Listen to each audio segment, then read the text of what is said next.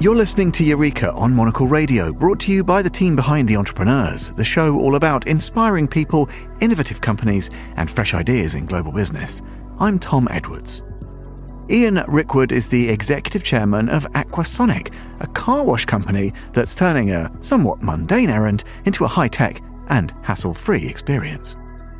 Inspired by the express tunnel model in the United States, he set out to build a smarter, faster, and more sustainable car wash, one that gets cars spotless in 90 seconds, using warm water, advanced chemistry, and a little Formula One wind tunnel technology.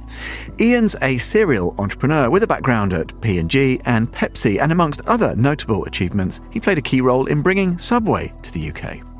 Now, alongside his wife and business partner Emma, he splits his time between London and the US, where Aquasonic is making its mark. With locations rolling out across Florida and big plans for growth, the company's on a mission to shake up a $15 billion a year industry. So how can you incorporate F1 technology into a car wash business? And could it work in international markets? Here's Ian with more.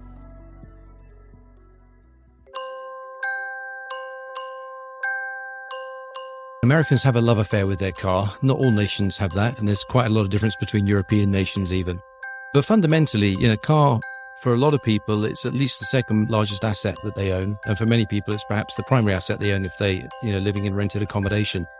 So I think the idea of looking after your car and looking after a valuable asset makes sense. And certainly that's how the Americans view it.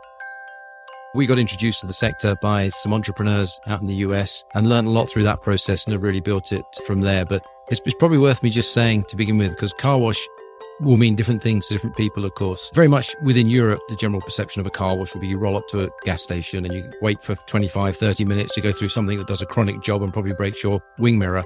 Or you go somewhere else to the industrial estate where you jump out the car and again, you get it back 10 minutes later. We're nothing like that. Absolutely nothing like that.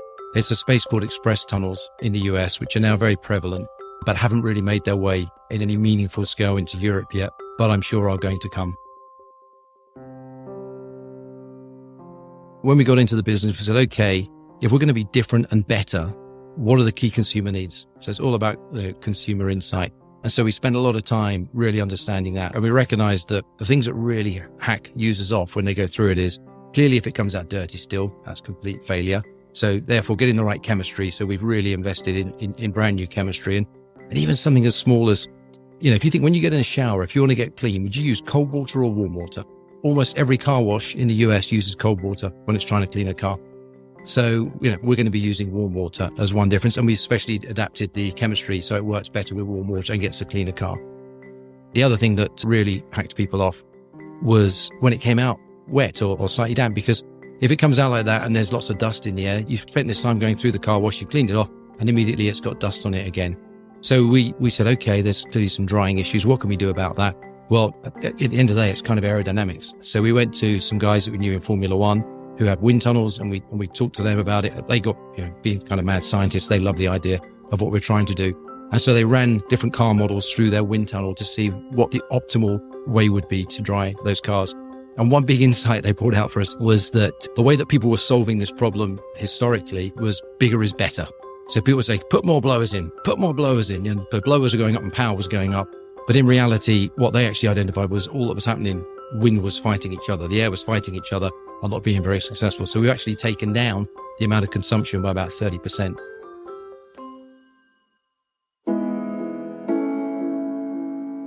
We started in the business initially doing what's sort of somewhat impolitely called the lipstick on a pig strategy, where we acquired second-hand stores, thought we'd spend money on, capex them out with better equipment and obviously drive revenues. And what we found is, whilst we had some success with that actually they didn't really perform as we hoped because, frankly, the industry was so backward. The technology didn't all work with each other, and the data that you thought you would control, you didn't control, and there were just numerous issues. So we spent 3 years saying, okay, we love the macros. The macros are great. It's a high margin, recurring revenue business that's growing year over year, even grows in downturns. So the fundamentals are great, but we want to do it properly. We want to do it like a proper consumer brand would attack this. And that's the approach that we took. One of the sort of insights that we got from our experience was, what makes a car wash super successful is it's all about the real estate. So it's all about location. It's all about the operations, and it's all about the marketing. Those are the 3 key ingredients that you're looking to succeed at. We want to get the very best locations. People who are going to a car wash will only drive about 8 minutes or within 3 miles. So it's an incredibly convenient local purchase for people. Our stores are in great sites next to other retail centers that you're going to every single day. So an out parcel of a Walmart or a Publix or a supermarket, or next to a large gas station that you're visiting regularly. So good prime locations. You'll be able to drive onto the forecourt. If you remember, which 80% of our customers will be, if you remember or recognize you straight away as you turn up, they'll say hi, in you come, barrier will go straight up, you go through a member lane, you'll go straight onto what you'd call like a travelator at the airport. So you just roll onto a mat, you're going to neutral, you'll sit there, 90 seconds later, you'll come out the other end, and you'd have had a very detailed, not a single person would have touched your car. It's all computer generated equipment. And you'll get out the other end with a perfectly clean, unscratched, and perfectly dry car.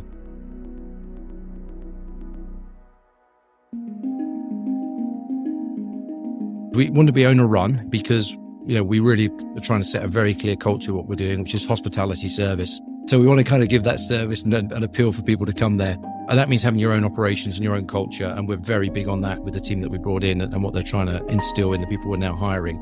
But I kind of work around on that because franchising is a good model and I've got some experience of that previously. But what we have done is introduce something called the franchise, which is for somebody who wants to own their own business and point at it and say, hey, I own that over there, but not actually run it. So they'll put the capital in for a given store or a bunch of stores, but our team will operate it for them. So it's kind of a mashup, if you like, of a franchise and owner-operator, so called the franchise.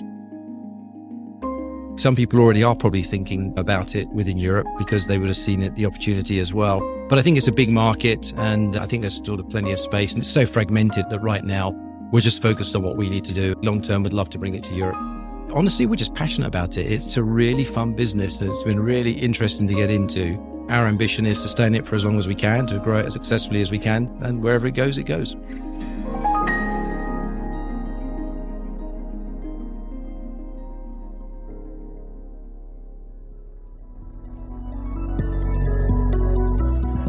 That was Ian Rickwood, the executive chairman of Aquasonic, and you can learn more by heading to aquasoniccarwash.com. And that's all for this episode of Eureka. We'll be back at the same time next week. Eureka's produced by Laura Kramer with audio editing by Jack Dewars. Listen again and find out more at monocle.com. To contact the team, do feel free to email Laura on lrk@monocle.com. I'm Tom Edwards. Goodbye, and thanks for listening to Eureka.